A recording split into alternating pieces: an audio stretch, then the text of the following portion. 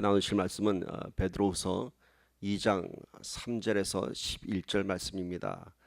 이미 여러분 지난 주간 큐티를 통해서 많이 묵상하셨을 것입니다. 그래서 오늘 저는 베드로후서 2장 13절에서 11절 말씀을 통해서 믿음의 업그레이드란 제목으로 한번 우리의 믿음을 점검해보고 정말 주님이 원하시는 그 믿음의 단계까지 한번 우리가 올라가 보도록 하겠습니다. 아멘.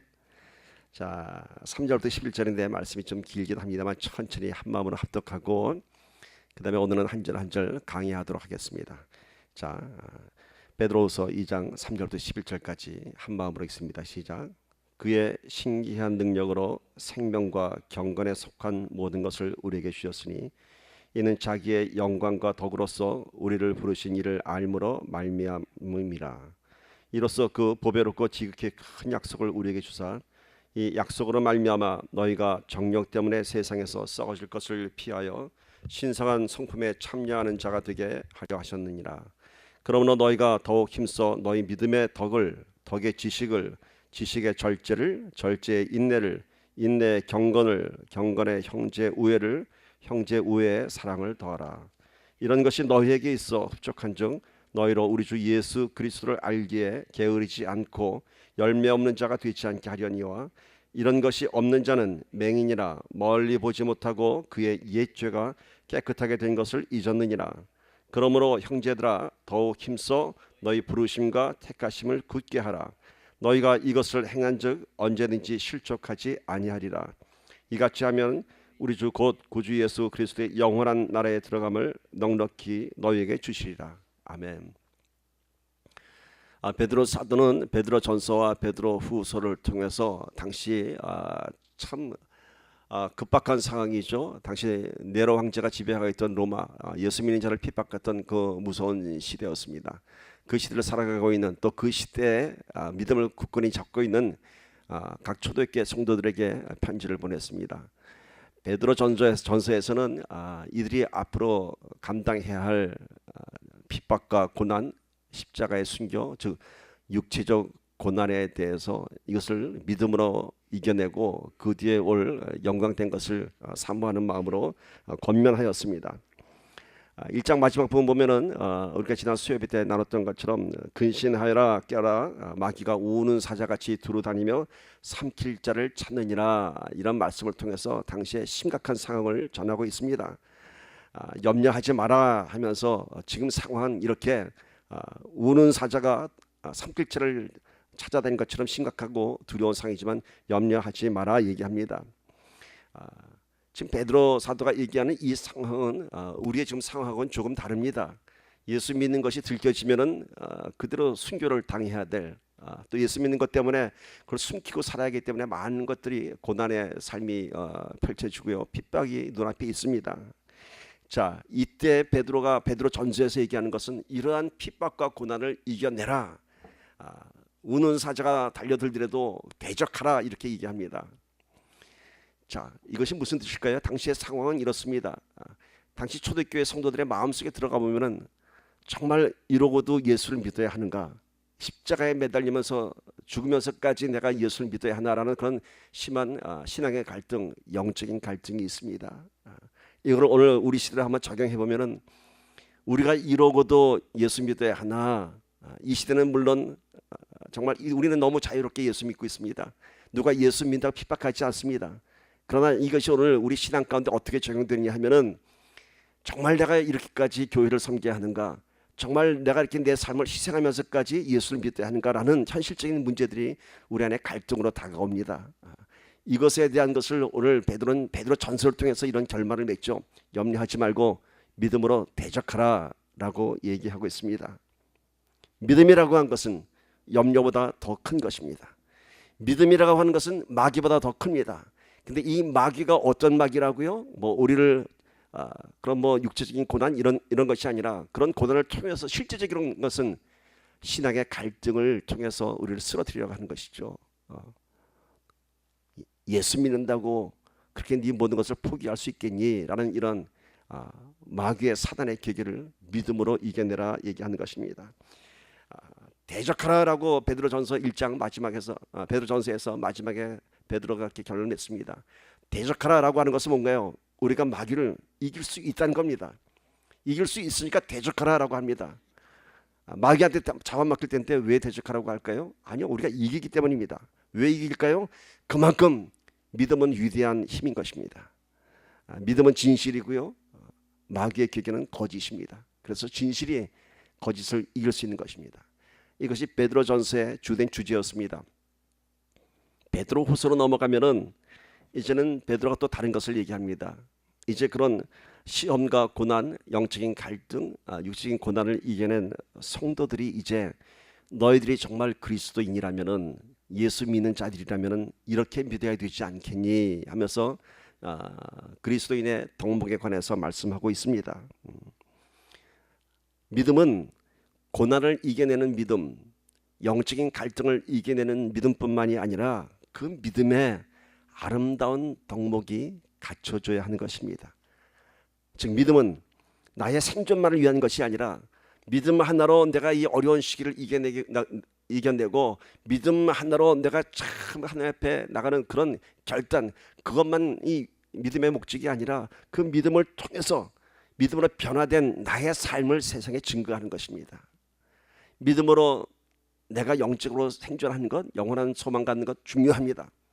그러나 거기에서 끝나는 것이 아니라 그로 인해서 변화된 나의 삶, 영원한 생명을 가진 나의 삶, 믿음이 세워진 나의 삶을 통해서 나의 변화된 모습이 드러나는 것입니다. 그 변화된 모습을 통해서 세상이 이제 변화되는 것입니다. 오늘 베드로후서에서는 베드로가 이러한 부분을 먼저 주장하고 있습니다.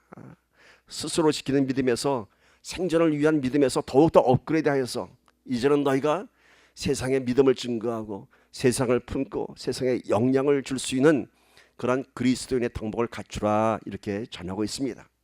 이것이 베드로후서의 첫 번째 주제고요. 뒤어서 부르심과 택하심에 대한 사명, 자부심 있는 성도가 되어라.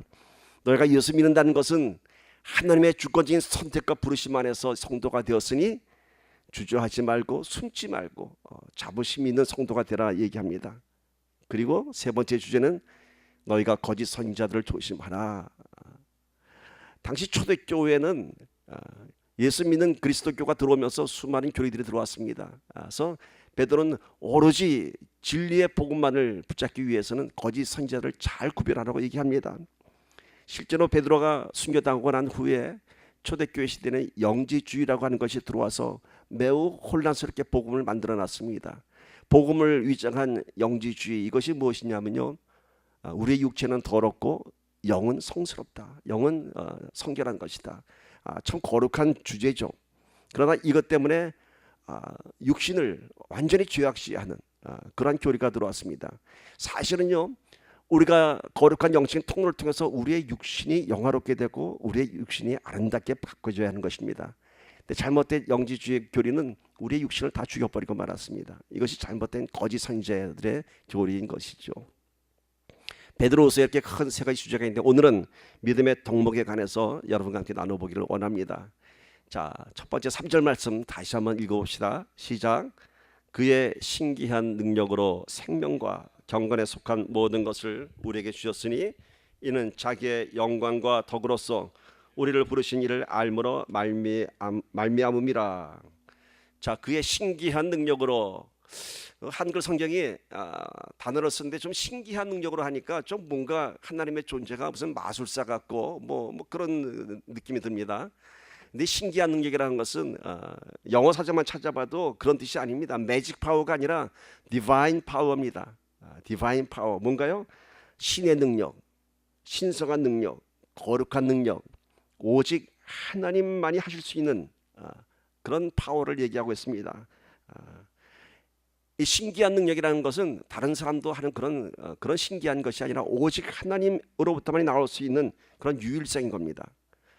그래서 기독교가 왜 기독교입니까? 홀로 독자, 터기의 홀로 독, 오직 하나님만이, 오직 예수님만이 이러한 유일성을 강조하고 있는 것입니다. 그래서 오늘 이 신기한 능력이라고 하는 것은 세상에 있는 수많은 신기한 능력 중에 그 중에 하나가 아니라 오직 하나밖에 없는 the divine power, 하나님으로부터 오는 그 놀라운 능력으로부터 우리가 뭘 받았다고요? 생명과 경건에 속한 모든 것을 우리에게 주셨다고 합니다. 그런데 이 모든 것을 우리에게 주셨는데 오직 이것은 성도들만이 소유할 수 있는 것이죠. 왜냐하면 하나님으로부터만이 나오는 것이기 때문에 이것을 받을 수 있는 사람들은 오직 하나님을 믿는 성도만이 영원한 생명과 경건의 능력을 받을 수 있습니다. 그런데 이것은 어떻게 우리가 받는다고요? 우리를 부르신 이를 우리가 알므로 인해서. 우리를 부르신 이가 누구일까요? 우리 예수 그리스도입니다. 우리가 예수 그리스도를 알므로 인해서 하나님의 거룩한 신성, 하나님의 거룩한 능력, 이런 경건의 파워를 알게 되는 것입니다. 근데 여기서 말하는 예수를 안다고 하는 것은 우리가 얘기하는 그런 knowledge, 그런 것이 아니죠. 예수 안 믿는 사람도 예수가 누군지 압니다. 그러니까 그런 아는 것의 의미가 아닙니다. 여기서 안다고 하는 것은 예수를 만나고 인격적으로 경험하고 체험하고 하는 것입니다. 인격적인 경험이라고 하는 것은 인격 안에는 뭐가 있습니까? 지정의, 지성과 감성과 의지가 있습니다. 예수님을 안다고 하는 것은 예수님과의 인격적인 교제, 그 만남을 통해서 예수님의 지성과 예수님의 마음, 예수님의 감성과 예수님의 뜻을 우리가 함께 나누고 깨닫게 될 때 우린 비로소 예수님과 인격적인 교제를 하게 되며 예수님을 안다고 할 수 있습니다. 그러니까 오늘 얘기는 영원한 생명과 그 경건에 속한 모든 것을 우리에게 주셨으니 이것은 예수 그리스도를 우리가 만났기 때문이라. 베드로가 얘기하는 겁니다. 내가 예수 그리스도를 만났기 때문에 영원한 생명을 소유했고 경건에 속한 그 모든 것을 우리가 소유했다라고 얘기합니다. 베드로가 만난 예수님이 어떤 예수님이었습니까? 베드로는 예수를 만남으로 인해서 그의 인생이 변하고 말았습니다. 자기 직업을 버리고 심지어 고향을 떠나서 이렇게 예수님을 쫓아내는 제자가 되었습니다. 오늘 우리가 예수를 만났다고 하는 것은 그저 주일날 한 번 와서 예배드리고 가는 그런 차원이 아닙니다. 날마다 예수님과 동행하며 예수님의 지성, 거룩한 하나님의 지성이 우리를 통해서 흘러나오며 우리의 개인적인 인간적인 감성이 아니라 예수님의 마음, 예수님의 감성이 우리를 통해 넘쳐 흐를 때 그때 우리 안에 경건의 능력이 나타나게 될 줄 믿습니다. 그를 통해서 이제는 예수님의 의지, 내 뜻이 아닌 예수님의 뜻에 동참하는 십자가의 길을 가는 것이 우리 성도들의 사명인 줄 믿습니다. 예수님을 만남으로 해서 우리가 얻게 된 가장 유익한 것은 오늘 말씀처럼 영원한 생명과 경건에 속한 모든 것을 소유하게 된다 얘기하고 있습니다. 경건이 무엇입니까? 경건은 그냥 추상적인 거룩함을 의미하는 것이 아닙니다. 경건은 하나님의 권능이, 하나님의 그 위대하심이 우리의 삶 속에 실제적으로 들어오셔서 역사하시는 것입니다. 우리를 드라이브하는 것입니다. 참으로 죄밖에 없는 우리들이 하나님의 경건이 들어오게 되면은 우리가 죄악을 씻어낸 거룩한 그런 성품을 드러내게 되는 것입니다. 이 경건이 우리 안에 채워지게 되면은 세상의 시험과 유혹을 이기게 되고요, 악한 권세를 파하게 되는 것입니다. 경건은 능력입니다. 경건은 그저 어떤 추상적인 그런 본질적인 설명이 아닙니다. 경건은 하나님의 파워입니다. 그래서 오늘 우리가 영원한 생명을 소유한 구원받은 성도뿐만이 아니라 경건에 속한 모든 것을 우리가 얻게 되었다고 하는 것은 우리 안에서 하나님의 권능이 나오는 것입니다. 어떤 권능? 세상을 이길 수 있는 권능이 나오는 것입니다. 디모데후서 3장 5절 보면 이런 말씀이 있죠. 경건의 모양은 있으나 경건의 능력은 부인하니 이 같은 자들에게서 내게 돌아서라. 뭔가 예수 믿는 사람 같은데, 뭔가 경건이 있는 것 같은데 그 안에는 경건의 능력이 없는 사람들, 경건의 능력을 부인하는 사람들, 교회 나오지만은 기독교인이지만은 그런다고 뭐가 되겠어? 기도한다고 뭐가 되겠어? 금식한다고 뭐가 되겠어? 라고 경건의 능력을 부인하는 사람들, 하나님의 능력을 부인하는 사람들입니다. 이것은 성도라고 얘기할 수가 없죠. 혼자 스스로 성도인 줄 착각하고 살아가고 있는 것입니다. 예수 그리스도를 만나면은, 아는 것이 아니라 만나면은 우린 영원한 생명과 함께 하나님의 능력, 경건의 능력이 내 삶 속에서 나타나게 되는 것입니다. 우리 인생은 누구를 만나냐에 따라서 우리 인생이 많이 좌지우지됩니다. 우리는 이민의 삶을 사니까 잘 알죠, 여러분. 그런 얘기 있잖아요. 이미 놀 때 공항에서 누가 라이드 오느냐에 따라서 그 사람의 잡이 결정된다고 얘기하지 않습니까? 누구를 만나느냐, 누구를 만나느냐. 베드로는 예수를 만나서 그의 인생이 변화되었죠. 어느 정도로 변화되었나요? 고기 잡던 어부가 하루에 3,000명, 5,000명을 회심시킬 수 있는 그런 위대한 전도자가 되었습니다. 세상적인 관점에서 볼 때는 어쩌면 베드로는 페류나가 될지도 모르겠습니다. 가정도 버렸습니다. 부모도 버렸습니다. 분명 성경에는 부모도 버리고 떠났다라고 적혀 있습니다. 자기 생업도 버렸습니다. 결국엔 낯선 젊은 남자를 쫓아다녔습니다. 세상적인 관점에서 보면 전 뭔가 또라이 같은 사람이었습니다. 그러나 그의 인생이 변했습니다. 어떻게 변했을까요? 미친놈으로 변했나요? 또라이로 변했나요? 그 인생의 결과를 보면 됩니다.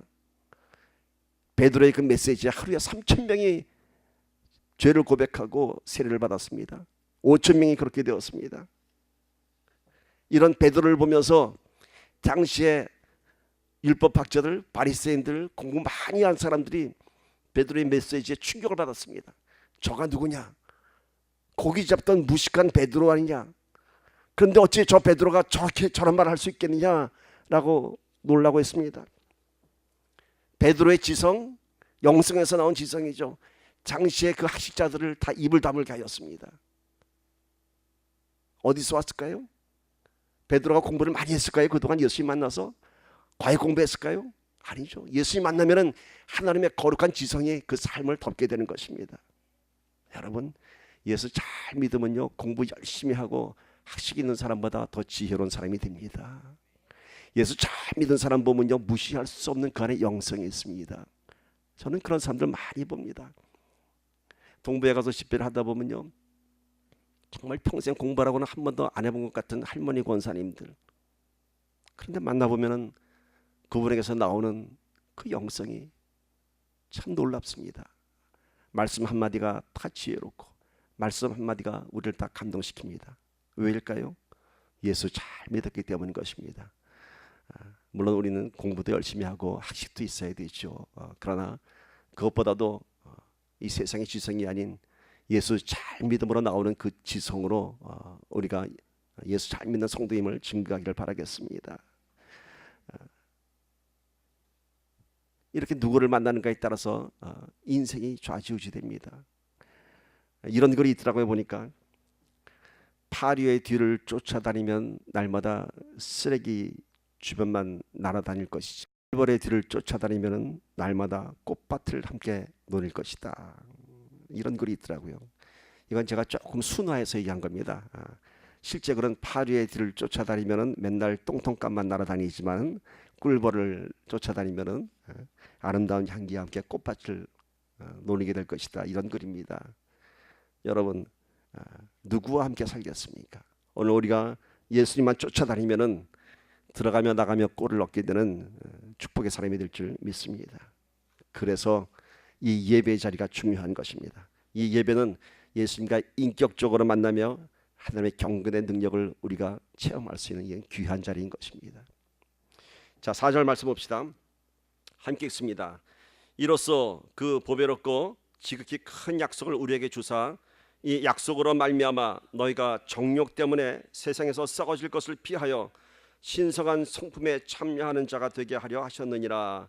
자, 이 보배롭고 지극히 큰 약속, 이게 뭘까요? 무슨 약속일까요? 바로 그 앞에서 언급한 영원한 생명, 경건에 속한 모든 것을 주시겠다는 그런 약속입니다. 그러한 약속 때문에, 이런 약속으로 말미암아 너희가 정욕 때문에 세상에서 썩어질 것을 피하고 신성한 성품에 참여하는 자가 되게 하려 하셨느니라 말씀하십니다. 하나님의 의지가 담겨져 있습니다.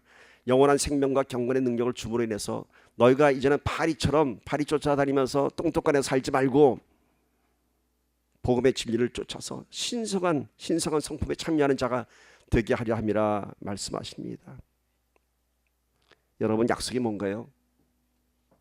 약속은 믿음입니다. 믿음입니다. 신뢰를 바탕으로서 그 약속이 세워지는 것이죠. 지켜지지 않는 약속은 뭘까요? 사기입니다. 지켜지지 않는 약속은 사기죠. 지금도 있는지 모르겠는데 한국에는 약속어미라는 것이 있습니다. 제가 옛날에 사업할 때는 늘 약속어음이 통용되는 그런 거래 수단이었습니다. 이 약속어음은 뭔가 하면은 정해진 날짜에 현금화할 수 있는 그런 약속이 담겨진 수표입니다. 그러니까 제가 오늘 물품 대금으로 10만 불을 딜리버리 하면은 10만 불짜리 약속어음을 주는데 거기는 날짜가 적혀져 있습니다. 앞으로 3개월 후. 보통 90일짜리 약속어음이면은 아주 준수한 겁니다. 근데 아주 혹독한 기업은 뭐 6개월짜리 뭐 이렇게 주는 데도 있습니다. 그러니까 현금화하기 위해서 작은 중소기업들은 받은 약속어음을 가서 바꿉니다. 현금으로. 어떻게 바꿔요? 이자를 제하고 받죠. 근데 그것도 대기업에서 받은 약속어음이나 그렇게 이자를 제하고 할인해 주죠. 이름도 없는 작은 기업에서 받은 어음은 절대로 안 해줍니다. 왜? 신뢰도가 떨어지고 믿을 수 없기 때문이죠. 그 날짜에 그 기업에서 돈 안 넣으면 부도수표되고 마는 겁니다. 그래서 이럴 경우에는 그에 해당하는 담보를 설정하고 아주 높은 이자. 왜? 신뢰가 없는 어음이기 때문에 높은 이자를 지불하고 현금화하는 것입니다. 바로 믿음이라고 하는 것은, 약속이라고 하는 것은 신뢰에 관한 문제입니다. 약속한 대상의 신뢰도에 따라서 그 약속의 가치가 결정됩니다. 우리 하나님의 약속을 믿는 것이 믿음입니다. 그 하나님이 어떤 하나님이십니까? 실수가 없으신 하나님, 신실하신 하나님이십니다. 그런데 왜 우리는 그 하나님의 약속에 그렇게 익사이팅하지 않는지 모르겠습니다. 분명 하나님께 약속하셨는데 우리는 마치 그 약속을 믿지 못하는 사람처럼 덤덤합니다. 내가 너와 함께하리라 말씀하셨는데 마치 함께하지 않는 것 같습니다. 밤의 해와 낮의 달도 바뀌었죠. 밤의 달과 낮의 해도 너를 상치 못하리라 말씀하셨는데 늘 불안에 쌓여 살고 있습니다. 그 약속을 믿지 못합니다. 왜일까요? 왜 우리는 하나님의 약속에 익사이팅하지 않을까요? 하나님의 약속에는 날짜가 없기 때문이 아닐까요? 날짜가 없기 때문이 아닐까요? 약속어음도 날짜가 있는데 이상하게 하나님의 그 약속에는 날짜가 없습니다. 만약에 이 날짜가 주어진다면 우리 얼마나 익사이팅 할까요? 내가 몇 월 며칠까지 너의 기도를 응답해 주겠다 라고 한다면 그날까지 우리는 아주 신나게 살 겁니다. 날마다 며칠 남았어. 근데 하나님의 약속에 날짜가 없습니다. 왜일까요? 왜 하나님의 약속에는 정해진 기한이 없을까요? 그저 막연한 뭐 훗날까지, 세상 끝날까지 이렇게 얘기하십니다. 왜냐하면요, 하나님의 약속은 우리의 믿음을 요구하기 때문인 것입니다. 우리의 믿음이 전제될 때에 하나님의 약속이 이루어지는 것입니다. 하나님의 약속은 여러분, 저는 선포합니다. 이미 이루어졌습니다. 우리가 그만한 믿음이 없기 때문에 그 약속이 이루어지지 않는 것일 뿐입니다. 하나님의 약속이 오늘 우리 믿음으로 통해서, 믿음의 고백을 통해서 내 삶 속에서 이루어질 것을 선포합시다. 아멘. 그때 하나님의 약속이 내 삶 속에 그러한 영적인 근원이 될 때, 와, 내가 믿기만 하면 하나님의 약속이 이루어지는 거야 라는 믿음이 세워지면 그때 비로소 우리 안에서 경건의 능력이 나타나는 겁니다. 실제적인 믿음이 세워지기 때문에 이젠 두렵지 않습니다. 염려하지 않습니다. 선포됐기 때문인 것입니다. 약속을 붙잡은 자들은 두렵지 않습니다. 염려하지 않습니다. 보물지도를 손에 쥔 사람들은요, 아랫배가 두둑합니다. 가진 것이 없어도 보물지도 한 장으로 뿌듯할 수 있습니다. 이것이 뭔가요? 하나님의 권능이 내 삶 속에서 역사하는 것을 믿는 것입니다. 그 보물지도가 뭔가요? 내가 믿음으로 선포할 수 있는 그 모든 것들입니다. 그래서 하나님의 약속을 믿는 자는 더 이상 세상으로 돌아가지 않습니다. 그러나 실족하는 자들은 하나님의 약속을 믿지 못하기 때문에, 아니 하나님의 약속을 내 삶 속에 끌어들일 수 있는 믿음이 없기 때문에 다시 세상으로 돌아가고 마는 것입니다. 그런데 그렇게 다시 돌아간 세상이 어떤 세상인가요? 더 큰 좌절과 절망이 우리를 더 깊은 나락으로 빠지게 하는 것입니다. 결국 오늘 말씀처럼 썩어져가는 세상 속에서 살아갈 수밖에 없는 것입니다. 여러분, 행여나 아직 내 기도에 응답이 안 됐다고, 아니면 난 여전히 열심히 하나님 믿는데 내 삶 속에서 아무런 역사가 나타나지 않는다고 좌절하고 실족하고 돌아간다면 그곳에도 답이 없습니다. 생각해 보세요. 돌아간다고 해서 그곳에 뭐가 묘책이 있다면 갈등할 수 있겠죠. 돌아가면 거긴 지옥이에요. 뻔한 답입니다. 근데 왜 글로 가요? 그렇다면 아직 응답이 안 됐다 하더라도, 아직 하나님이 내 삶 속에 역사하지 않는다 하더라도, 저기 가면 어차피 끝이니까 이왕이면은 끝까지 하나님 한번 믿어봅시다. 끝까지 한번. 이것이 믿음입니다. 이런 믿음이 세워질 때에 우리 안에 평강이 이루어지며 여러분의 삶의 모든 어려운 문제들을 이겨낼 수 있는 믿음의 성도가 될 줄 믿습니다. 오늘 영원한 생명 주시고 경건의 능력을 주신 하나님의 약속으로 말미암아 오늘 하루도 승리하는 저와 여러분이 되기를 축복합니다. 5장 6절 7절 봅시다. 그러므로 너희가 더욱 힘써 너희 믿음의 덕의 지식의 절제의 인내의 경건의 형제 우애의 사랑을 더하라. 자, 하나님의 약속을 붙잡은 자, 그런 성도들에 대한 그 믿음의 덕목에 가는 것을 말씀합니다. 이제는 그러므로 영원한 생명과 하나님의 능력이 삶 속에서 나타나는 그런 능력을 소유하였으니 이제는 너희 믿음에 이런 것들 더하라 라고 말씀하고 있습니다. 제가 서두에 얘기했습니다. 생존만을 위한 믿음이 아니라 그 믿음을 통해서 하나님의 살아 역사하심 내 삶 속에서 증거될 때 내가 세상에 위대한 위트니스, 증거자가 될 수 있다고 했습니다. 그러니까 지금 오늘 베드로가 얘기하는 것은 너희 그 순교를 감당할 만한 그런 믿음뿐만이 아니라, 예수 그리스도를 믿는 그런 믿음뿐만이 아니라 거기에 이런 것을 좀 더해봐, 업그레이드 해봐 라고 얘기합니다. 이 신앙은 단계가 있습니다. 한꺼번에 많은 걸 요구하면 감당할 수가 없습니다. 운동선수들도 그렇다고 합니다. 높이뛰기를 할 때도 한 번에 2m 뛰라고 하면 절대로 못 뜁니다. 그런데 1m부터 차근차근 하면은 이제 점점 뛰는 점프력이 올라가서 그렇게 높은 높이를 뛴다고 합니다. 오늘 믿음의 업그레이드를 베드로는 요구하고 있습니다.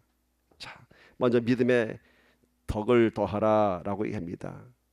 여기서 얘기한 덕은요, 제가 원어를 찾아보니까 그리스도인의 그런 윤리와 도덕적인 생활을 의미합니다. 예수 믿는 성도가 갖추어야 할 참 도덕적인 것도 윤리적인 그런 모습을 얘기하는 것입니다. 즉 예수 믿는 사람들이라면 세상에서도 도덕적으로 윤리적으로도 그 모범을 지켜야 하는 것입니다. 그것을 얘기합니다. 예수는 열심히 잘 믿는데 십자가 순교까지 감당할 만한 믿음이 있는데 세상에 나가서는 윤리적이지 못하고 도덕적이지 못하다면 그것은 그 믿음에 금이 가는 것입니다. 여러분, 세상 사람들은 예수 믿는 사람들에 대한 기대감이 있습니다. 기대치가 있습니다. 우리가 뭘 좀 잘못하면 그러죠. 예수 믿는 것들이까지 하죠. 예수 믿는 놈들이라든지 예수 믿는 것들이 아주 심한 발언을 합니다. 예수 믿는 것들이 어떻게 그럴 수가 있어 라고 얘기합니다. 이 말은요, 거꾸로 뒤집어보면 이런 뜻이에요. 물론 우리들에 대한 신랄한 비판입니다. 예수 믿는다고 하면서 왜 그럴 수가 있어 라고 하는 비판입니다. 근데 그 안에는 이런 뜻이 담겨져 있습니다. 너희가 예수 믿는다면은, 너희가 예수 믿는 사람들이라면은 너희들은 우리처럼 살면 안 되지 않겠니? 라는 그런 기대감입니다. 우린 이렇게 살아도 너희는 예수 믿으니까 너희는 이렇게 살아야 되지 않겠니? 라고 하는 그런 기대감입니다. 그런데 우리는 삶 속에서 여전히 세상 사람과 똑같이 피 터지는 경쟁을 하고 똑같이 내 것을 차지하려고 한다면 그것이 덕이 안 된다는 겁니다. 믿음의 덕을 더하라 하는 것은 도덕적이고 윤리적이고 거룩한 성품을 얘기하는 것입니다. 예를 들면 여러분, 나는 예수 믿는 사람이야 하고 자동차 백미러에다가 십자가 목걸이 딱 걸어놓고서는 찬양까지 합니다. 승리는 내 것일세 하면서 파킹라스에 들어가서는 자기가 먼저 들어가겠다고 앞다리에 탁 물면서 역시 승리의 하나님이야 한다면은 그것을 보는 세상 사람들의 입맛이 어떨까요? 너희는 좀 안 그래야 되지 않겠니? 그런 건 아닙니까? 여러분, 식당 종업원들이 제일 싫어하는 사람들이 교회 다니는 사람이라는 거 아세요? 이런 얘기해요. 교회 다니는 사람들 오면요, 술 안 먹어서 매상 안 오르죠. 술 먹는 사람보다 더 시끄럽게 놀죠. 더 오래 앉아 있죠. 기본 반찬만 자꾸 더 달라고 그러죠. 가끔 3시 오면 오더는 2개만 하고 미안하지만 공깃밥 하나만 전 먹었어요 하면서 꼭 식사 나오면 공깃밥 하나 더 주세요라고 한답니다. 세상 사람들 그런 사람들 많이 있어요. 근데 교회 다니는 신분을 들춰내고 그러면 더 미운 거예요. 더 얄미운 거예요. 더 얄미운 거죠. 그러면서 그냥 나가면 좋은데 또 나갈 때 예수 믿으세요 하고 나간다고 합니다. 그럼 속에서 확 올라 너나 믿어라. 이게 바로 덕에 관한 것입니다. 예수 믿는 사람들은 어디서나 관대하고 자비로운 모습이 나타나야 합니다. 역시 예수 믿는구나. 이런 평가를 받아야 하지 않겠습니까? 제가 작년에 한국에 갔을 때 한국은행에 볼 일이 좀 들렸습니다. 그래서 은행 상담하는 그 여행원하고 앉아서 이렇게 이제 상담을 하고 그랬는데 제 옷차림이요 전혀 목사 같지 않았습니다. 왜? 한국이니까. 오랜만에 자유스러운 복장으로 청바지에 뭐 운동화에 면도도 안 했던 것 같습니다. 너털너털한 복장으로 갔는데 한참을 저하고 대화를 하다가 그분이 그럽니다. 손님 LA에서 뭐 하세요? 물어보더라고요. 역시 또 물어볼 질문이 왔구나. 이 목사이신 분은 어디 가나 그 직업에 대한 것이 이렇게 관심이 됩니다. 그래서 예, LA에서 목회하는 목사입니다. 그랬더니 그 여자 은행원의 반응이 어땠을까요?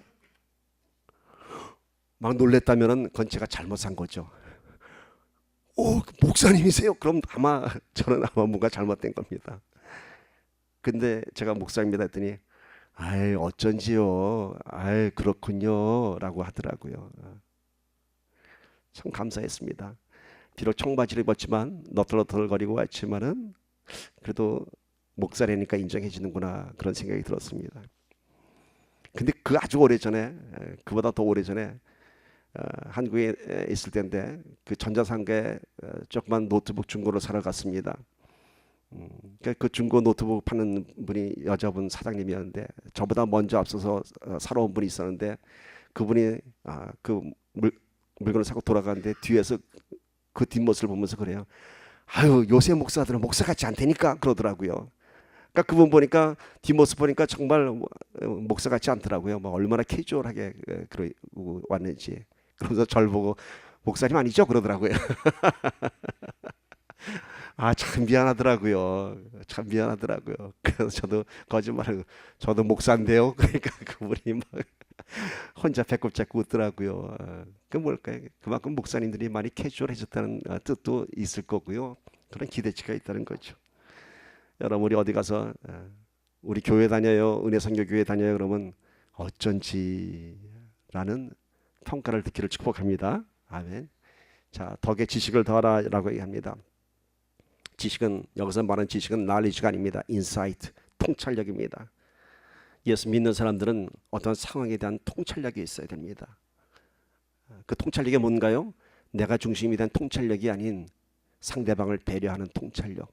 더 나아가서 예수님의 마음으로 바라볼 수 있는 그 상황을 바라볼 수 있는 통찰력이 있어야 하는 것입니다. 나보다 상대방을 먼저 배려하고 내 뜻보다는 예수님의 뜻을 먼저 구하는 것. 이것이 바로 우리의 믿음의 지식을 더하는 것입니다. 예수 믿는 사람들은 여러분 센스가 있어야 됩니다. 어떤 센스요? 얄팍한 센스가 아니라 상대방의 불편함과 아픈 것을 배려할 줄 아는 그런 센스가 있어야 할 것입니다. 그것이 바로 통찰력입니다. 우리는 그래도 말씀대로 살아가는 사람 아닙니까? 우리 안에 말씀이 살아있다면 누군가의 얼굴을 보면서 이분이 무엇을 불편해하는지 무엇을 힘들어하는지 우리는 알고 배려해 줘야 할 줄 믿습니다. 다음에 믿음의 절제를 더하라고 합니다. 절제는 self control. 쉽게 얘기해서 이런 겁니다. 예수 잘 믿는다고 하는 것은 스스로 자기의 모든 것을 제어할 줄 아는 그런 성품이 되어야 합니다. 이런 얘기 있죠. 온도계가 되지 말고 온도 조절계가 되라라는 말이 있습니다. 온도계는 뭔가요? 더우면 더운 대로 그냥 올라갑니다. 추우면 추운 대로 떨어집니다. 그러나 온도 조절계는 더모스타트는 더워지면은 시원하게 해주고 추우면은 따뜻하게 해줍니다. 이것이 바로 크리스천들의 셀프 컨트롤입니다. 이것은 성품적인 것만을 얘기하는 것이 아닙니다. 우리 신앙도 마찬가지입니다. 말씀만 연구하다 보면은 뜨거움이 사라집니다. 또 성령의 역사만 쫓아가다 보면은 너무 뜨겁다 보면은 좀 오버하게 됩니다. 그래서 말씀과 성령의 역사가 잘 조절된 절제는 성령의 9가지 열매에 해당합니다. 뒤어서 그 절제에 인내를 더하라라고 합니다. 인내가 뭘까요? 인내는 바로 십자가의 성품입니다. 십자가에 매달리기까지 나의 한계가 아닌 십자가의 한계까지 끌고 가는 것입니다. 그 다음에 경건을 더하라. 경건이 뭐라고 얘기했죠? 하나님의 능력이 내 삶 속에 임재하는 겁니다. 하나님의 말씀대로 살면서 죄를 다스리는 것입니다. 그 다음에 우애를 더하라. friendship. 특별히 이 우애는 베드로가 얘기합니다. 성도 간의 우애를 나누라 얘기합니다. 성도의 아름다운 교제를 얘기하고 있습니다. 여러분, 성도 간의 이 교제가 얼마나 아름다운지 여러분 잘 아시죠? 참 우리가 예전에는 성도들의 모임이 있으면 헤어지기 싫어서 나가서 마당에서 얘기하고 또 가면 또 커피집 가면 커피집 가서 또 얘기하다가 헤어지기가 싫은 거예요. 왜요? 나눌 것이 많고 그만큼 사랑의 교제가 세상의 교제하고는 다른 것이기 때문인 겁니다. 특별히 성도 간의 교제는 나의 가장 깊은 곳까지 내려놓을 수 있는, 오픈할 수 있는 그런 프렌십이 되어야 됩니다. 그래서 우리가 큐티라고 하는 것이 바로 이 프렌십, 영적인 프렌십을 할 수 있는 겁니다. 서로의 아픔과 문제를 내려놓고 서로 위로하고 격려해 주는 것입니다. 여기에 마지막이 사랑입니다. 사랑을 더하라. 믿음의 종착역은 사랑이다. 뭐 더 이상 설명이 필요 없는 그리스도인들의 궁극적인 가치인 것입니다. 세상을 이길 수 있는 가장 강력한 무기, 마지막 무기인 것입니다. 8절 봅시다. 함께 있습니다. 시작. 이런 것이 너희에게서 흡족한즉 너희로 우리 주 예수 그리스도를 알게 게으르지 않고 열매 없는 자가 되지 않게 하려니와. 자, 이러한 것이 믿음의 덕, 지혜, 절제, 인내, 경건, 우애, 사랑, 이러한 것이 너희에게 있어서 풍족하게 있어서 너희로 우리 주 예수 그리스도를 알게, 예수 그리스도와 동행하는 것에 게으르지 않게, 또 그런 데서 열매 없는 자가 되지 않게 권면하고 있습니다. 유진 피터슨의 메시지 성경은 이렇게 얘기하고 있습니다.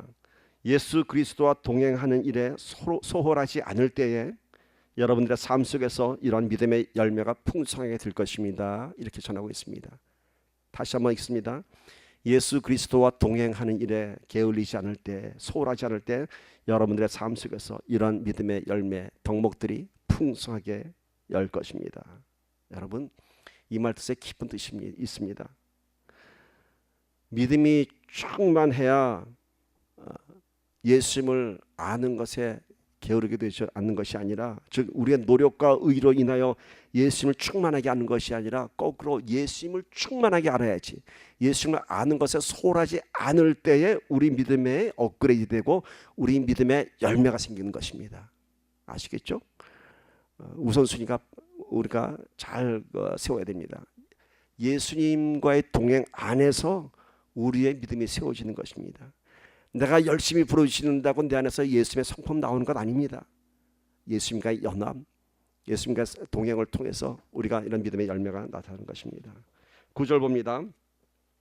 이런 것이 없는 자는 맹인이라 멀리 보지 못하고 그의 옛죄가 깨끗하게 된 것을 잊었느니라. 이런 것이 없는 자는 뭔가요? 믿음의 열매가 없는 자들, 믿음의 덕목이 없는 자들, 이런 자들은 맹인이라고 합니다. 무엇에 대해서? 멀리 보지 못하는 자들인데 그들은 그의 옛 죄가 깨끗하게 된 것을 잊었느니라 라고 얘기합니다.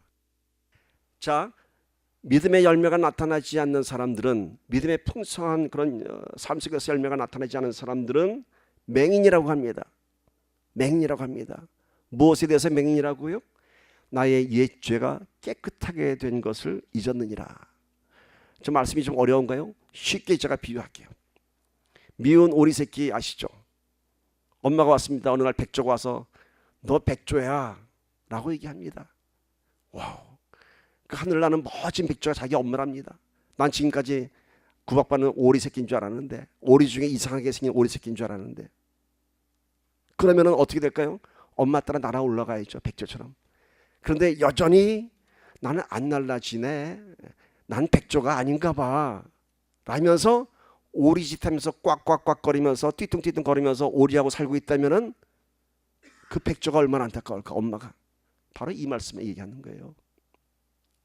이런 것이 없는 자는, 여전히 오리같이 사는 자들은, 여전히 세상 사람처럼 사는 자들은 맹인이라. 왜?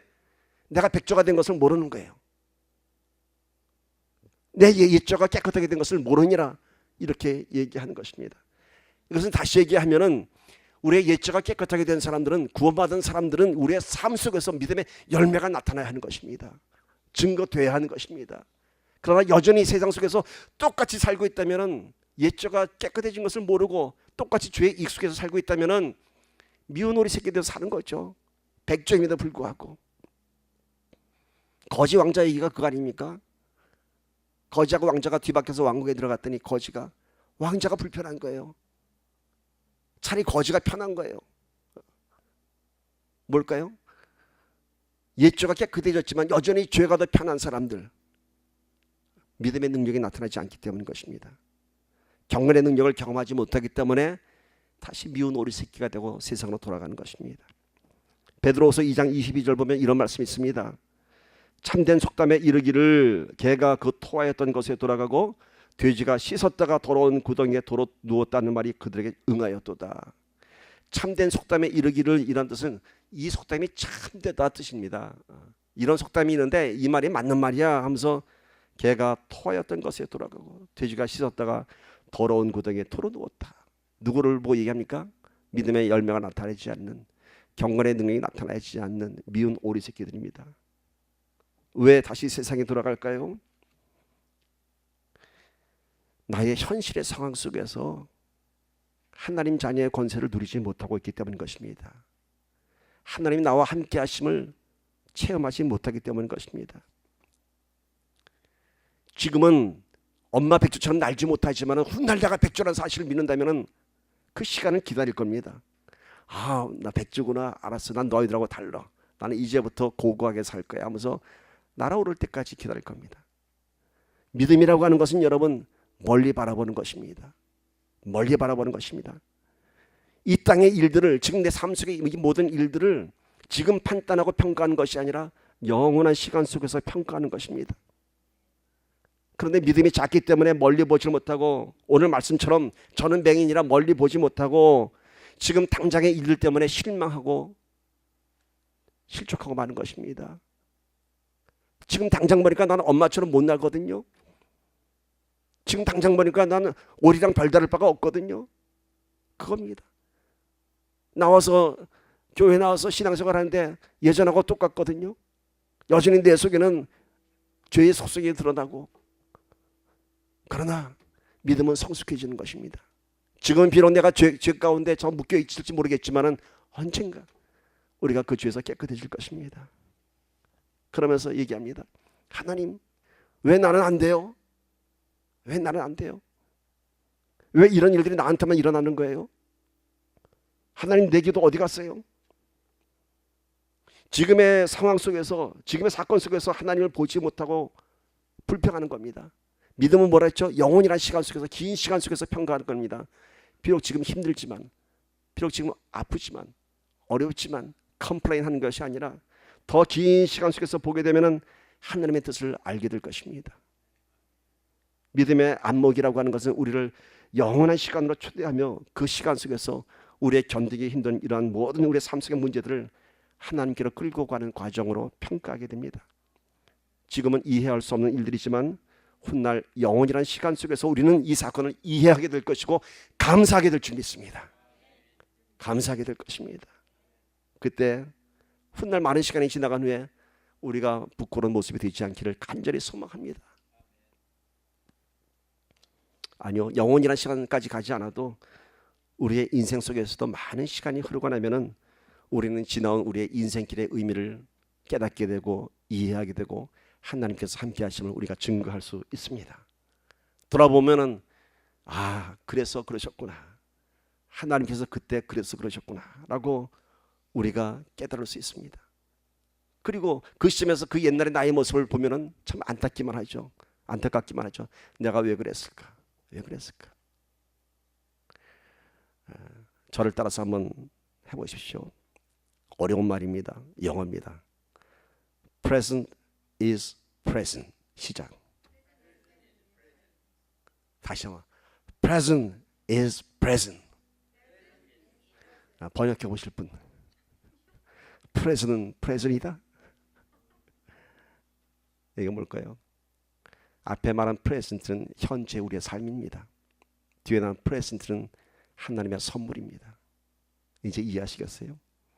지금의 이 모든 상황은 하나님의 선물입니다. 여러분, 하나님의 동행하시는 것입니다. 지금을 믿음의 선물로 해석하며 예수님과 동행하기를 축복합니다. 10절 11절 읽으면서 우리 결론 짓습니다. 함께 읽습니다. 시작. 그러므로 형제들아 더욱 힘써 너희 부르심과 택하심을 굳게 하라. 너희가 이것을 행한즉 언제든지 실족하지 아니하리라. 이같이 하면 우리 주 곧 구주 예수 그리스도의 영원한 날에 들어감을 넉넉히 너희에게 주시리라. 요한복음 15장 16절에 보면요, 너희가 나를 택한 것이 아니요 내가 너희를 택하여 세웠나니 라고 말씀하십니다. 오늘 우리는 모든 상황 속에서 무엇보다도 선택받은 성도로서의 자부심 있는 성도가 되어야 합니다. 믿음이 있는 성도로서, 하나님의 경건의 능력을 경험한 성도로서, 예수님과 동행하는 성도로서 여러분 자부심 있기를 축복합니다. 그리고 너희가 이것을 행한즉, 이 믿음을 행한즉 실족하지 아니하리라. 믿음의 능력을 행하십시오. 날마다 선포하십시오. 믿음의 덕목을 더하고, 믿음의 지혜를 더하고, 절제를 더하고, 인내를 더하고, 믿음의 업그레이드를 하여서 세상을 향해 나오는 저와 여러분이 되기를 주님의 이름으로 간절히 축원합니다. 기도합니다. 우리 한번 다시 생각해 봅니다. 눈을 감으시고, 예수 그리스도를 알므로 인해서 영원한 생명과 경건의 능력을 갖게 된다고 합니다. 그 예수 그리스도를 아는 것이 무엇일까요? 내가 예수 그리스도의 지성과 감성과 의지를 받아들이는 것입니다. 하나님께서 우리에게 그 보배로운 약속을 주셨습니다. 그 약속은 우리 믿음 가운데서 선포되는 것입니다. 날짜는 없지만은 믿음 가운데서. 왜 날짜가 없을까요? 이미 와 계시기 때문입니다. 이미 와 계시기 때문에 날짜가 필요 없죠. 우리의 믿음의 덕과 지혜와 절제, 인내, 경건, 우애, 사랑을 하라.